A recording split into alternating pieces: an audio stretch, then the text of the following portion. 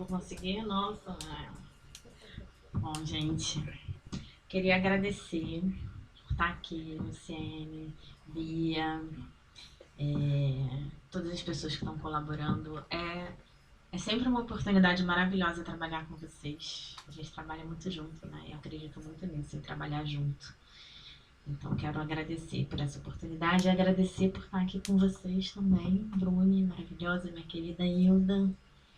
E Cristiane e Patrícia, que eu não conhecia. Muito prazer.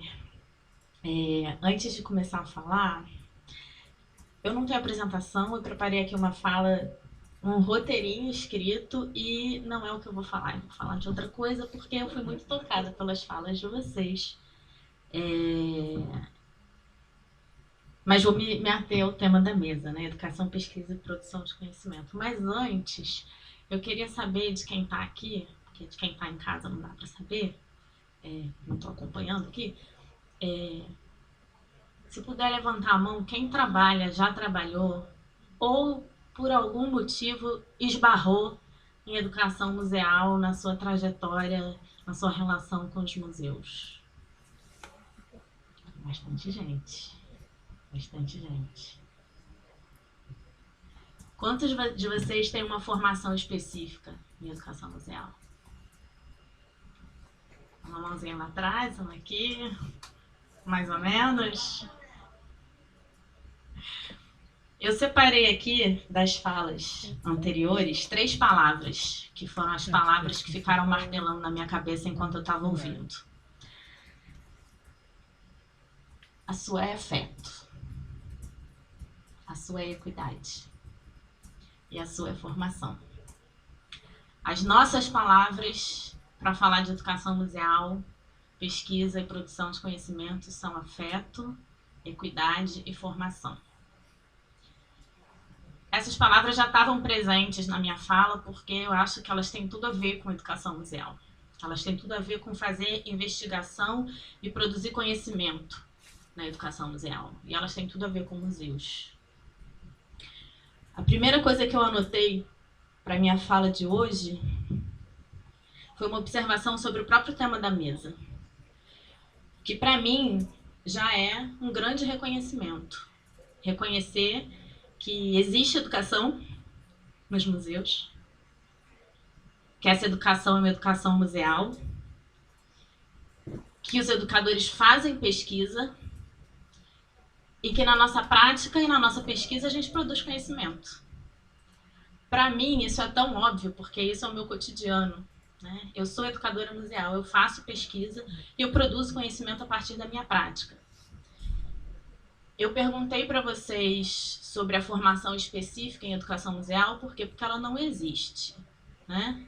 E ela não existe não é só aqui, não. Eu cheguei de viagem ontem, porque eu tive a sorte de ganhar uma bolsa para fazer um estágio profissional fora do Brasil, mas também tenho a oportunidade de coordenar o SECA Brasil, de ter feito parte do comitê gestor da REM e de ter conhecido muitos museus e muitas experiências Brasil afora e mundo afora, porque a gente, quando é educadora, a gente se comunica, né? A gente se relaciona e a gente tem redes, e a gente tem uma rede muito forte, nacional e internacional, nós que somos educadores museais.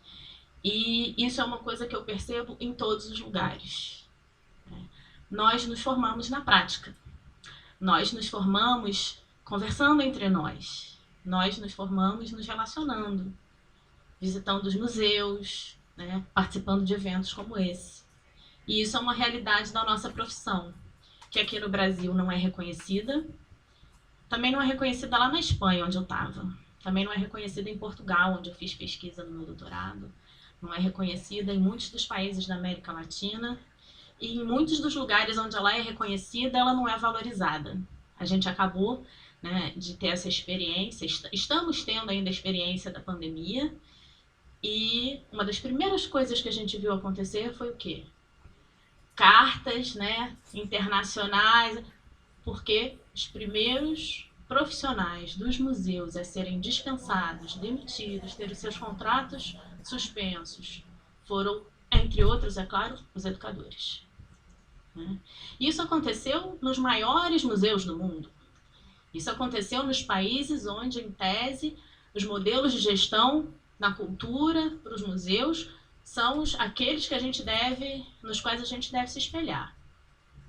Então, falar de educação, de pesquisa, né, investigação, produção de conhecimento, para mim, passa obrigatoriamente por falar também das nossas condições de trabalho. Tanto de fazer a mediação cultural, quanto de fazer os nossos diagnósticos, de exercer todas as nossas atribuições, porque enquanto educadores temos muitas, né? Estudar é uma delas, fazer pesquisa é uma delas, produzir esses diagnósticos, conhecer os nossos públicos, conhecer as nossas instituições,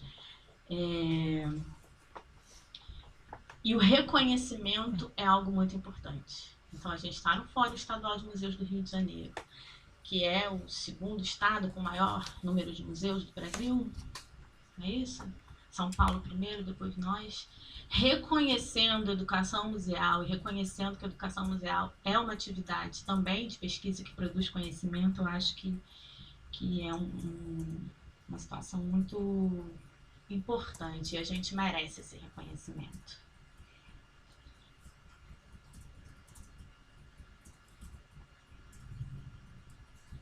Eu estou aqui porque eu sou do grupo de pesquisa Educação Museal, Conceitos, História e Políticas, junto com a Bia, junto com o Jonathan, com a Bruni, com a Priscila, com a Mônica, gente que já passou, gente que já participou das nossas atividades, Hilda já esteve com a gente no nosso seminário, Rodrigo em curso, Aline em curso. E esse grupo de pesquisa, que é liderado por mim, única e exclusivamente porque é uma questão burocrática da vinculação ao CNPq, que é uma instituição de pesquisa acadêmica, né? Ou que no mais das vezes tem alguns institutos de pesquisa vinculados a ela, entre os quais os museus não são reconhecidos como tais, apesar de serem instituições de pesquisa também, né? Precisava de uma liderança e, enfim, a liderança sou eu. Mas esse grupo de pesquisa ele surgiu não com uma proposta de exclusivamente fazer pesquisa ou produção de conhecimento, ou se vincular à universidade, a algum programa de pós-graduação, que é o que comumente, né, acontece quando surgem grupos de pesquisa. O nosso grupo de pesquisa ele foi criado a partir da Política Nacional de Educação Museal, como uma forma de implementar essa política. Porque a política que traz lá um conjunto de princípios, de diretrizes, entre eles, né, o reconhecimento da educação museal como função do museu, da pesquisa como uma atribuição dos educadores, a necessidade da formação, da difusão do conhecimento produzido, precisa acontecer em algum lugar, precisa sair do papel. E eu estava aqui assistindo o finalzinho da mesa de gestão, que para mim foi muito emocionante, né? A gente pensar a gestão do museu a partir da relação com a sociedade, a partir de uma visão crítica sobre os modelos de gestão, de financiamento, dos organogramas, da estrutura das instituições, né? Então, pensar que uma política nacional de educação museal que foi construída de forma participativa, que tem um conjunto de referenciais teóricos, metodológicos, né, que se baseia na prática e foi feita por nós, educadores, não foi uma política elaborada de cima para baixo, de um órgão responsável, né, que chegou com conteúdo para ser aplicado. Não, fomos nós que construímos, muitos de vocês que estão aqui nessa sala construíram essa política. Ela dá um respaldo a algo que a gente já faz nas nossas instituições, a batalhas que a gente já trava há muito tempo. Entre elas, a do reconhecimento da educação museal, a do reconhecimento do nosso trabalho de pesquisa, de investigação, de produção de conhecimento e de formação, né? Então, a ideia do grupo era... 5 minutos, né? A ideia do grupo era, então, colocar em prática, né, uma etapa importante dessa política nacional, que é de criar espaços de formação, de difusão do conhecimento que a gente produz, de troca. E esse grupo de pesquisa, então, apesar do nome da vinculação formal ao CNPq, isso porque o Instituto Brasileiro de Museus tem um diretório no CNPq, né, depois de muita negociação, se deu para que a gente pudesse, em conjunto, pensar as formas de viabilizar a implementação dessa política nacional. E também porque esses espaços, né, construídos coletivamente, que são frequentados por uma diversidade de pessoas, profissionais, porque apesar da gente ter uma profissão que não é reconhecida, né, nós temos profissionais que constroem suas carreiras, suas trajetórias de vida na educação museal e na relação com outros profissionais. Nosso grupo reflete um pouco disso, quando vou falar um pouco dessa composição. A ideia era um pouco também abrir caminhos, e abrir caminhos dando as mãos. É um pouco do que a gente faz no grupo, né? Então, para falar do grupo, como ele funciona. É um grupo que tem um conjunto muito grande de atividades. A gente busca... Esse ano está um pouco mais difícil, porque por mais que eu particularmente já tenha tentado algumas vezes dividir um pouco as tarefas que eu termino concentrando, às vezes é difícil porque eu sou a pessoa que tem o vínculo institucional com o museu, com o IBRAM, que está ali, né, na internet responsável pelo grupo. A gente funciona muito nessa perspectiva das mãos dadas, na divisão de tarefas, né, e na construção coletiva de todas as ações que a gente faz. Então, do mais básico ao mais elaborado, a gente tem um grupo que se reúne mensalmente. Esse ano a gente até conseguiu se reunir mensalmente, mas a gente está num período meio conturbado, porque já não estou mais só como educadora do Museu Histórico Nacional. Né? Tem alguns meses que eu estou no desafio, poucos meses no desafio de estar na coordenação técnica do museu, que não é grande como o Museu Nacional, mas, se não me engano, é o segundo maior museu do Rio. Né? Somos quase 200 pessoas trabalhando numa instituição que tem talvez o maior acervo do Brasil, são 300 mil itens, agora depois do Museu Nacional. Então, conciliar as atividades, né, do núcleo de educação com isso é algo impossível. Tive que terminar deixando de lado, né, algumas dessas ações. Mas além das nossas reuniões mensais, que são reuniões tanto para a gente discutir textos, né, ter ideias e construir as nossas atividades, a gente tem um conjunto de ações que o grupo de pesquisa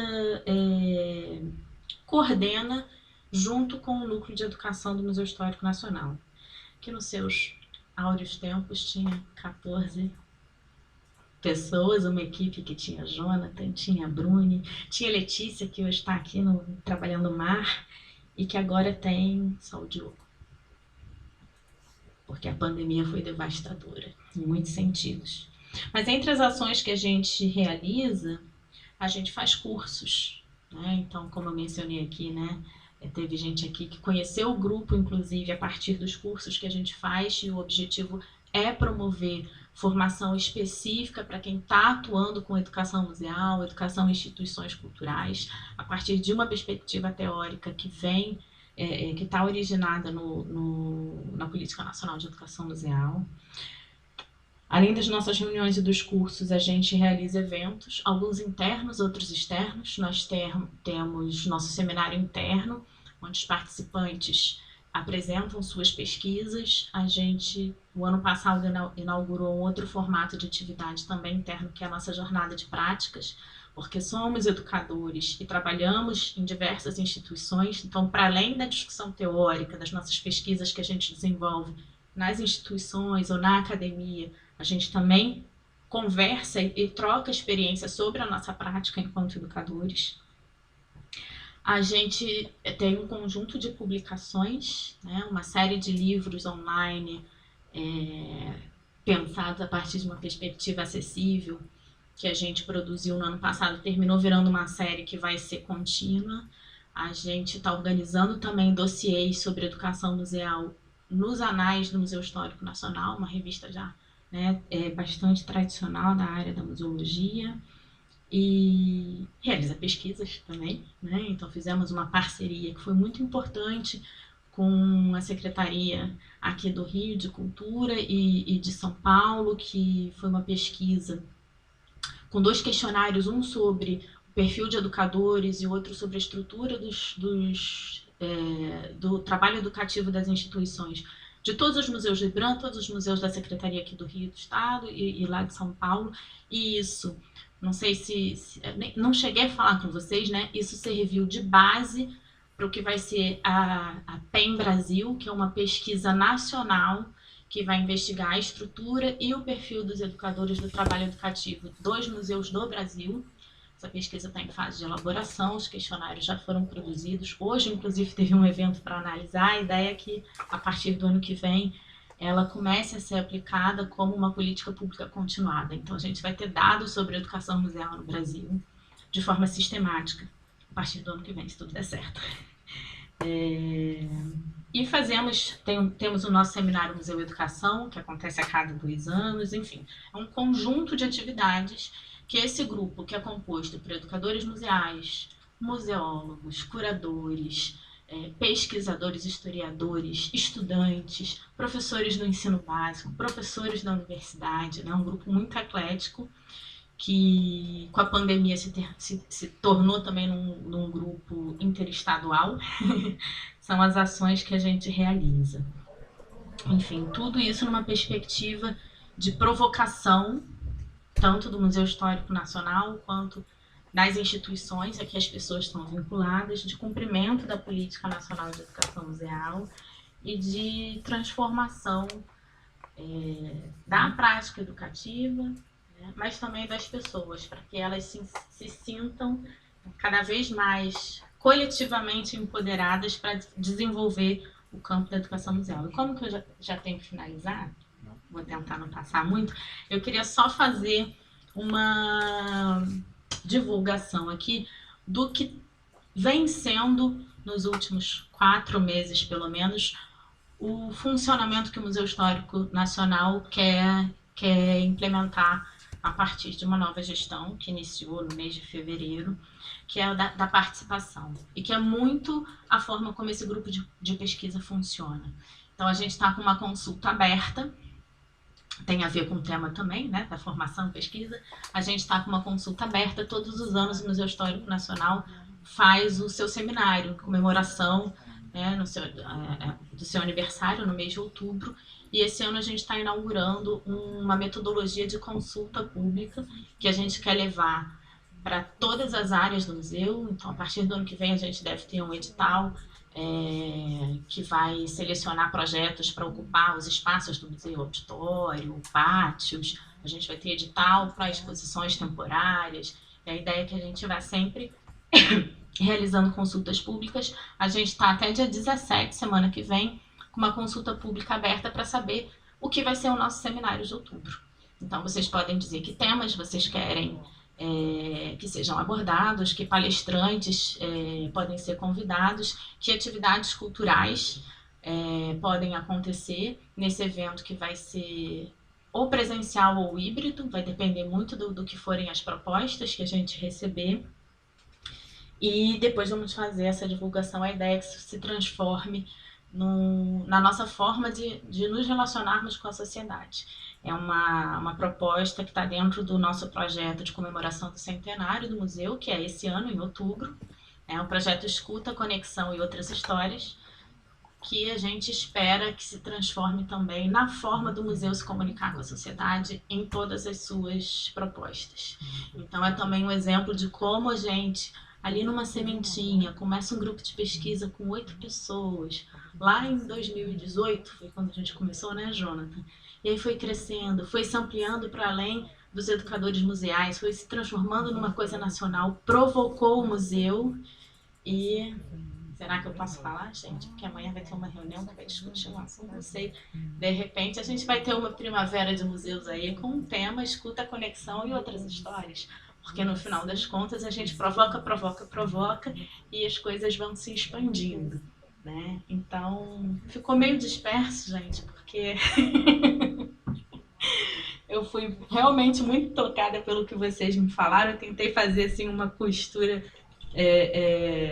imediata, mas a mensagem que eu queria passar é essa, é que é muito importante que a educação museal seja reconhecida nas suas atribuições, na sua relação com a formação, com a produção de conhecimento dos museus, porque isso fortalece, inclusive, que os museus sejam reconhecidos como instituições de produção de conhecimento.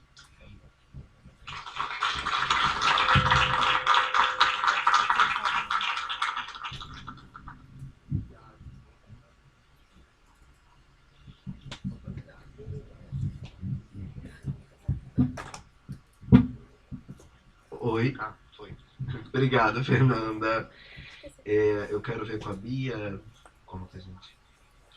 Tá, porque, enfim, a gente acabou tendo um atraso no tempo aí, né? A mesa era para terminar às 3h50, são 4h10, porque atrasou de manhã. Sucessão de atrasos normal acontece. Mas então a gente vai abrir para uma rodada de perguntas. E aí, alguém tem não precisa necessariamente ser pergunta, pode ser algum apontamento, algo que lembrou quando elas estavam falando. Alguém? Ó, lá em cima.